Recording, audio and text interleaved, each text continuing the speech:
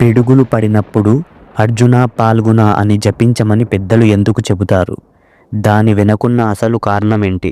మహాభారతంలో అజ్ఞాతవాసం ముగియటంతో అర్జునుడు తన యథార్థ రూపాన్ని దాల్చుతాడు.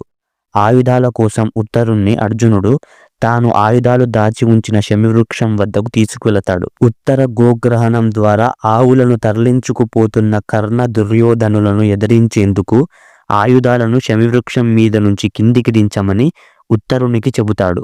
ఆయుధాలను చూసిన ఉత్తరుడికి అవి సర్పాలుగా కనిపిస్తాయి. దీంతో భయపడుతున్న ఉత్తరుడికి అర్జునుడు తన 10 పేర్లను జపించమని అర్జున, పాల్గుణ, కిరీటి, శ్వేతవాహన, బీభత్స, సవ్యసాచి, ధనుంజయ, విజయ, కృష్ణ, విజయపార్థ నామాల్ని జపించమని చెబుతాడు. దీంతో ఉత్తరుడికి భయం పోయి ఆయుధాలను శమివృక్షం మీద నుంచి కిందికి దించుతాడు. యుద్ధంలో అర్జునుడి రథచక్రశూల విరిగిపడిందని, అదే పిడుగయ్యిందని నమ్మకంతో అప్పటి నుంచి భయాన్ని పోగొట్టే మంత్రంగా దీన్ని పెద్దలు చెబుతారు.